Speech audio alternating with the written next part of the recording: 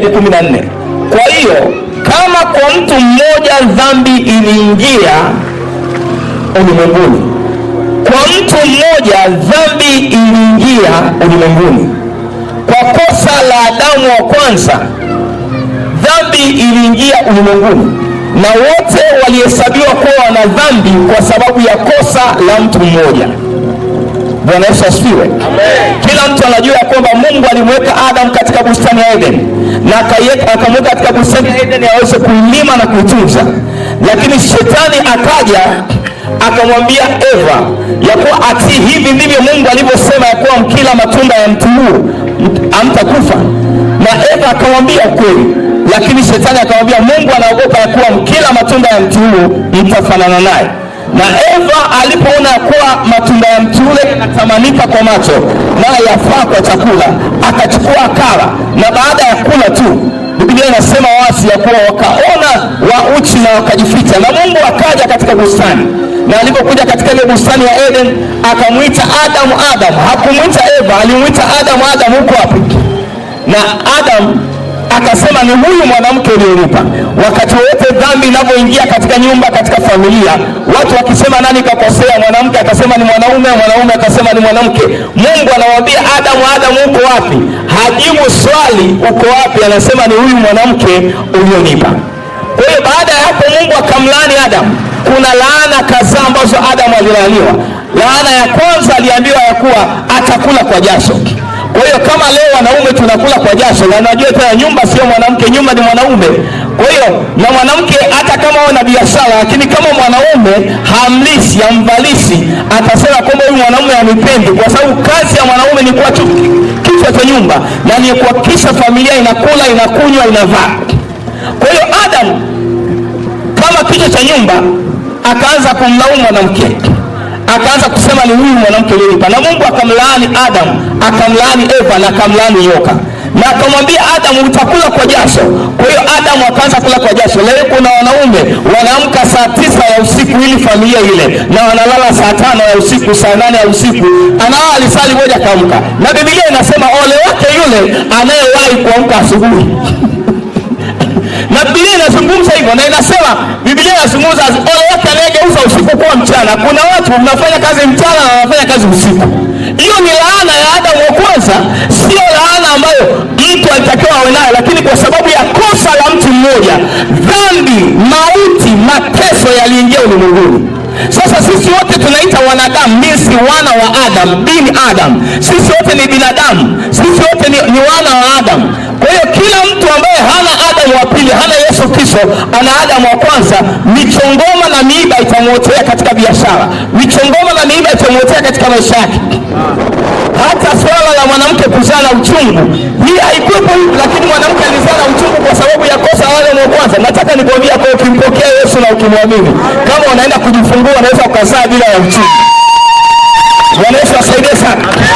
Sasa Biblia inasema kwa kosa hilo, kama kwa mtu mmoja dhambi iliingia ulimwenguni, na kwa dhambi hiyo mauti. Tunajua mshahara wa dhambi ni mauti.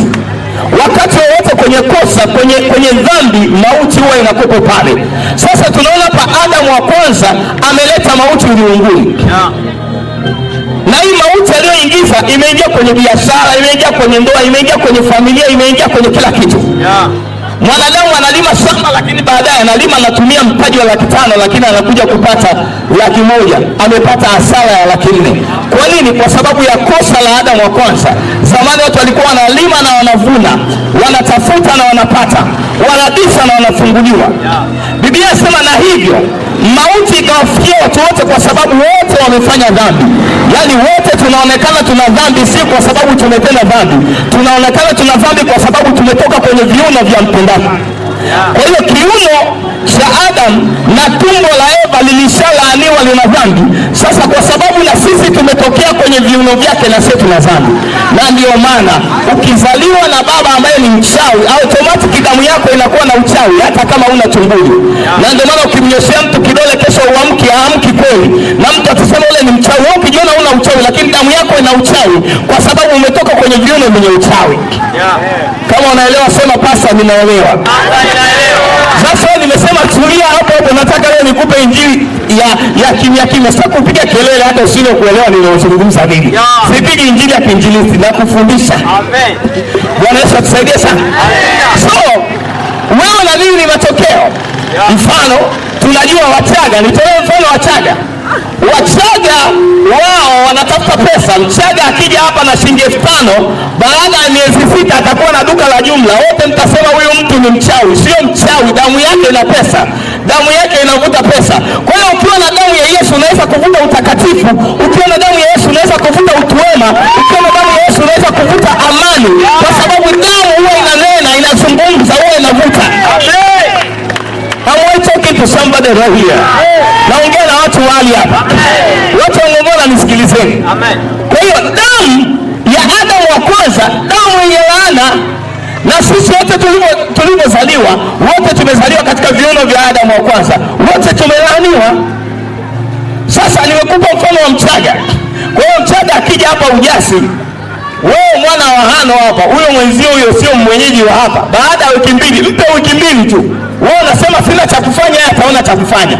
Ataanza hata na karanga, baada ya miezi 6 atamiliki mini supermarket. Mtasema hao watu ni wachawi sana. Huko kwa Kilimanjaro anaendaga mwezi wa 12 kuoga. Sio issue wa kuoga, issue ni damu. Issue ni damu. Na ndio maana Muha akija hapa, Muha akianza tu kuuza tu vitu vidogo vidogo, baada ya muda mchache Muha atakuwa na biashara, ataanza kutembeza nyumba kwa nyumba. Sasa ndugu yangu, wewe mjomba wangu mdogo, wewe unaweza kutembeza nyumba kwa nyumba kweli sahani na bakuli. Issue ni damu yako inakataa. Sema amina. Hivi mnanielewa watu hapa? Damu yako inagoma kwa sababu damu inanena. Ndio Biblia inasema damu ya Yesu inanena mema. Damu huwa inaongea, damu huwa ina sauti. Na ndio Biblia inatuonya kwamba usiwe mnyama pamoja na damu yake, kwa sababu uhai wa mnyama uko kwenye damu. Sijui kama mnanielewa. Tunaelewana watu wa Mungu maajabu. Kwa hiyo sasa tunaona sisi watokana na Adamu wa kwanza. Mungu akaona damu imeshaharibika, na lengo la Mungu ni kuwa na watu, na yeye Mungu na sisi kuwa na Mungu, anataka ushirika. Kwa hiyo akaona Adamu wa kwanza ameshazingua huyu, siwezi kuwa tena na ushirika na wanadamu. Kwa hiyo nifanye nini? Akasema nitamtuma mwanangu wa pekee. Ndipo pale Yohana 3:16 anasema kwa maana jinsi Mungu aliupenda ulimwengu hata akamtoa mwanawe wa pekee, ili kila amwaminie asipotee, bali awe na uzima wa milele. Sasa uzima umekuja kubatilisha mauti. Kumbuka Biblia inasema kwa kosa la mtu mmoja dhambi na mauti viliingia ulimwenguni, lakini kwa haki ya tendo la haki la mtu mmoja Yesu Kristo pale msalabani, uzima umeingia ulimwenguni, na uzima wa milele umeupokea wanadamu. Amen. Sijui kama unanielewa mtu wa Mungu. Mstari wa 14 hapo nimesema, wanasema walakini mauti ilitawala tangu Adamu hadi Musa. Kwa hiyo Adamu hadi Musa mauti ilitawala. Mauti ilitawala. Nayo ilitawala hata wao wasiofanya dhambi ifananaye na kosa la Adamu. Kwa hiyo hata kama mtu hajafanya dhambi kama la Adamu, hajaasi, kwa sababu tu amezaliwa kwenye viuno vya Adamu, naye anahesabiwa ni mpenda dhambi. Ndio maana leo mtoto mdogo akizaliwa kama hajalia atapigwa na manesi hadi alie, kwa sababu anaambia kwamba wewe ni mkosaji. Karibu katika ulimwengu wa wakosaji. Mtoto atafinywa, atageuzwa kichwa chini miguu juu, hadi mtoto asema unajua kwamba huyo mtoto sasa ndio anapokea uhai. Kwa hiyo kitu ambacho tunaishi ni uzima. Kwa hiyo dunia hii ni mauti, na mauti ni uzima. Kwani yule mtoto kwa gani asije tu akapumzika zake? Kwani lazima alie? Kilichosababisha mtoto kulia ni laana. Sema amina kama unaelewa. Mnanielewa watu hapa? Hapo saluni mnanipata? Asante, ubarikiwe sana. Kwa hiyo Biblia inasema mauti ilitawala tangu Adamu hadi Musa, nayo ilitawala hata kwa wao wasiofanya dhambi. Sasa mtu unapataje mauti wakati hujafanya dhambi? Biblia inazungumza kwa sababu ya kosa la mtu mmoja. Anasema hata kwa wao wasiofanya dhambi ifananaye na kosa la Adamu, aliye mfano wake yeye atakayekuja. Kwa hiyo Adamu, baada ya hapo akaja Adamu halisi ambaye ni Adamu wa pili, ambaye ni Yesu Kristo. Huyu Yesu Kristo hakutokana na mwanadamu kuzaliwa. Alitokana na Mungu mwenyewe. Sema damu kutoka mbinguni. Sema tena damu kutoka mbinguni. Ngoja nifundishe kidogo biolojia hapa katika reproduction. Mwanadamu mimba inapotungwa ni matokeo ya vitu viwili, ni matokeo ya yai iliyopevuka pamoja na matokeo ya mbegu. Hii mbegu ndio inayobeba damu. Mbegu ya kiume inabeba damu, na hii mbegu baadaye hata mkigombana baba na mama, huyu mtoto ni wako sio kwako. Kinachoenda kupimwa haendi kupimwa mama, anaenda kupimwa baba. Damu ya baba ndio ina DNA. Sasa ngoja nikuulize swali. Yesu Kristo alipokuja duniani akazaliwa, Yesu hakuzaliwa na mwanaume. Yesu alizaliwa na Bikira Maria. Kwa lugha nyingine, Maria alikuwa tu ni mfuko wa kumbebea Yesu, lakini hii mbegu haikutoka duniani. Hii mbegu haikutokana na Yusufu. Hii mbegu ilitoka mbinguni. Na ndiyo maana baada ya hii mbegu kutua, hata Mariamu akasema, yawezekanaje jambo hili, mimi ni bikira, kuzaa mtoto? Akaambiwa no, Roho Mungu atakushukia na uwezo wake ulio juu utakufunika, nao utazaa mwana, na hicho atakachokizaa kitaitwa Mtakatifu, mwana wa Mungu aliye juu. Kwa hiyo Yesu alizaliwa kama mtakatifu, hakuzaliwa kama Adamu wa kwanza mwenye dhambi. Alizaliwa kama mtakatifu wa Mungu, kwa kuwa ni mwana wa Mungu, kwa kuwa ni mwanakondoo wa Mungu aliyekuja kuchukua dhambi za ulimwengu. Sasa ngoja nikwambie, ukienda mahakamani kuwekewa dhamana, kuna baadhi ya masharti. Ili mtu akuwekee dhamana lazima awe raia. Ili mtu anayekuwekea dhamana lazima awe na NIDA. Ili mtu anayekuwekea dhamana ni lazima huyo mtu asiwe na kosa la jinai. Mtu anayekuwekea dhamana ni lazima labda awe na vitu, awe na nyumba, awe na ardhi. Vivyo hivyo Yesu Kristo anayo makao ya mbinguni, amekuja kutuwekea dhamana ya dhambi zetu. Yesu Kristo hana dhambi, hana kosa la jinai. Yesu Kristo amezaliwa kwa damu isiyochafuka, isiyoharibika, isiyo na mawaa. Na ndio maana Yohana wakati anabatiza akasema, tazama mwana-kondoo wa Mungu aichukue dhambi ya ulimwengu. Dhambi yako baba yako hawezi kuichukua. Dhambi yako dada yako hawezi kuichukua. Dhambi yako jirani yako hawezi kuichukua. Dhambi yako rais wako hawezi kuichukua. Lakini yuko mtu mmoja tu aliyebeba masikitiko yetu, aliyebeba huzuni zetu, na adhabu ya makosa yetu ilikuwa juu yake, na kwa kupigwa kwake sisi tumepona, na huyo ni Yesu Kristo. Haleluya! Bwana Yesu asifiwe. Sijui kama mnanielewa watu wangong'ona. So Yesu Kristo amekuja kulipa deni yetu tuliyopo tunadaiwa, ile deni ya dhambi. Kwa hiyo Yesu Kristo, kwa sababu yeye damu yake ni takatifu sana, kwa hiyo alienda kutuwekea dhamana. Akasema hapana, namwekea dhamana Kabelege. Ninajua yeye kweli ametenda dhambi, lakini mimi sina dhambi, kwa hiyo ninachukua dhambi zake. Na sisi alituwekea dhamana, alibeba na dhambi zetu. Akasema mimi ninaingia selo ili yeye atoke selo. Mimi ninaingia gerezani ili atoke gerezani. Mimi ninaingia msalabani ili atoke kwenye msalaba. Mimi ninafanyika laana ili yeye amebarikiwa. Mimi nafanyika mgonjwa ili yeye apone. Mimi nafanyika aliyokuwa na masikitiko ili apate amani. Biblia inasema watu walizania amepigwa na Mungu na kuachwa. Mtu wa huzuni nyingi ajua sikitiko. Kumbe alipigwa kwa ajili ya dhambi zako. Kumbe alipigwa kwa ajili ya uzinzi wako. Kumbe alipigwa kwa ajili ya ukahaba wako. Kumbe alipigwa kwa ajili ya ufulaji wako. Kumbe alipigwa kwa ajili ya ushoga wako. Kumbe alipigwa kwa ajili ya kila uchafu unaofanya. Na wajanja tukasikia habari zake, tukasema tunakukimbilia Bwana milele. Haleluya, haleluya, haleluya. Tukasikia hiyo habari, tukasikia Yesu anaokoa bure. Sasa katika hii dhambi leo anaweza kunisaidia. Yesu akasema, njooni kwangu ninyi nyote msumbukao na wenye kulemewa na mizigo, nami nitawapumzisha. Waliokuwa ndani ya Yesu Kristo wamepumzishwa Bwana. Waliokuwa ndani ya Yesu Kristo wanaga stress. Waliokuwa ndani ya Yesu Kristo wanaga confusion and depression. Waliokuwa ndani ya Yesu Kristo hawajachanganyikiwa na maisha. Maisha yenyewe yakiona yanachanganyikiwa. Unajua mtu usipokuwa na Yesu Kristo, ukikosa hela siku moja kula unavukwa na akili. Lakini mtu aliyekuwa na Yesu Kristo ndani yake, hata kama umekosa unasema Mtume Paulo alisema, najua kupata, najua kukosa, najua kushiba, najua kuona njaa, najua kupendwa, najua kuchukia. Na akasema naweza mambo yote katika yeye anitiaye nguvu. Nataka nikupe habari, ukiwa ndani ya Yesu Yesu Kristo utaweza mambo yote.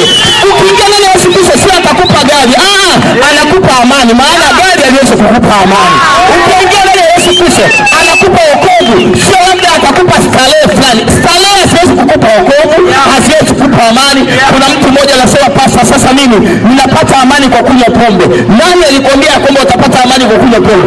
Utakunywa pombe masaa machache, pombe ikikatika una amani tena, una stress ile ile. Lakini waliompokea Bwana wanayo amani. Na Biblia inasema kwamba amani yangu ninawapa, amani yangu ninawachia, amani yangu niwapapo, si kama dunia inavyotoa. Vijana anasema kwamba nikilala na mabinti wote nitakuwa na amani. Hata kama ulale na mabinti wote, hata kama ujue rangi ya nguo za ndani za mabinti wote, hauwezi kuwa na amani. Ninakuambia tena, utapata stress na confusion, utachanganyikiwa wewe. Biblia inasema alalaye na mwanamke hana akili. Jifikirie wanawake wangapi umelala nao. Kiwango kile wanawake unaolala nao ndio kiwango cha akili zako zinazidi kutoka. Sema amina hiyo. Unasema pasa hiyo ni kweli? Ni kweli. Mtu anayelala na wanawake na akili, ukishakuwa na tamaa ya uzinzi kupitiliza, akili yako huwa inahama, inapungua. Kwa hiyo unaweza kusema, pasa, mbona mimi nina nyumba 6 lakini akili yangu haijapungua? Mungu alitaka yamkini uwe na magorofa 5, lakini kwa sababu ya uzinzi na ndio maana umeishia nyumba zako za sio. Sema amina hiyo. Wewe huwezi kuelewa mambo, maandiko ni amina na kweli. Anasema basi alalaye na mwanamke hana akili. Maana yake kiwango cha akili kinaondoka, na ndio maana ukipewa promise na mdada, leo tukutana ile guest pale, wewe hiyo siku nzima unakuwa na kimpepe mpepe, hiyo siku nzima roho yako inawakawaka, unaacha kufanya kazi zako zote kwa ajili ya tukio moja tu. Sasa jifikia akili yako inaweza kupungua kwa kiasi gani ukiwa na wanawake 7? Au ngoja nikwambie hivi, nimesema kila mtu ana damu inayonena. Unaweza ukalala na mwanamke ambao kwao kuna damu ya uchawi, unaweza ukalala na mwanaume ambao kwao kuna damu ya umaskini. Ukimaliza kulala naye, kesho duka lako limeibiwa. Unasema nini kimetokea? Kwa sababu ile mwanamke leo analala naye kwao kuna roho ya umaskini, na ili wewe uwe maskini inabidi ile duka lako lifilisike. Kwa hiyo wezi wanaitwa tuna damu, nenda kavunja lile duka la mzee Asumani. Kumbe kwa sababu ulilala na mwanamke mwenye roho ya umaskini. Sema amina hiyo. Mmenuna au niendelee? Niendelee nisiendelee? Asante sana. Kwa hiyo wao unaendelea. Ngoja kwa ndio watoto wengine unazaa mtoto, alafu sasa huyu mtoto kwa kweli sura ya baba yake, lakini hizi tabia sio za mama, sio za baba. Ngoja nikwambie, kila mwanaume unayeishi naye anaacha sehemu ya utu kwenye mwili wako. Kwa hiyo ukija kupata mwanaume ambaye atakutia mimba ukazaa, huyo mtoto anachukua chembe chembe DNA ya baba, lakini tabia za wale wanaume wote leo anao. Na ndio wanasema huyu mtoto mbona sura ya baba yake? Hii tabia unaanza kumuuliza mume wako, hivi baba yako alikuwa na tabia ya kiburi? Anasema hamna kwetu. Hivi huyu shangazi yake anasema hamna. Na wewe kwani hamna? Huyu mtoto kapata hii tabia? Amepata kwa wale wanaume wengine waliokuwa nao. Wao show time wale ndio waliosababisha huyo mtoto kuwa hivyo. Kwa hiyo mtoto ameshia tabia. Yesu atusaidie sana. Sasa Yesu akaja na damu takatifu sana. Hiyo damu yake inatutakasa, hiyo damu yake inatuosha, hiyo damu yake inatufanya sisi kuwa wana wa Mungu. Bwana Yesu atusaidie sana. Biblia inasema aliyeungwa na kahaba ni mwili mmoja naye, lakini aliyeungwa na Bwana, aliyeungwa na Yesu ni roho moja naye. Kwa hiyo unapompokea Yesu Kristo unakuwa mwili mmoja naye, roho moja naye. Ukilala na kahaba, wewe unaweza kusema si nimelala naye tu nimeachana naye. Yes, umeshasikia umaskini wake, umeshasikia mikosi yake, umeshasikia balaa zake. Na naona wengine hapa mpo hapa mnasikiliza, ulikuwa na uchumi mzuri, baada ya kulala na ule mwanamke leo umefulia hadi shilingi 500 mfukoni kwako unaona milioni 5. Hali mbaya, unatamani kukimbia huu mji. Labda kwa sababu chuo kimefungwa. Sio kwa sababu chuo kimefungwa. Mbona wenzetu tunaishi? Sio ishi ya chuo. Ishi ni yule mwanamke alienda kumkabidhi mwili wako. Ngoja nikwambie, unapomkabidhi mtu mwili wako, umkabidhi mwili, mnakabidhiana damu, mnabadilishana damu. So it's a transaction. It's a transaction. Mnapeana miamala. Kwa hiyo kama huyu kwa ana muamala wa laana, ile laana inaingia kwenu. Bwana Yesu asaidie sana. Biblia inasema, niende hapo mbele nikimaliza, mstari wa 5, mstari wa 19, nasema kwa jinsi ya kibinadamu, kwa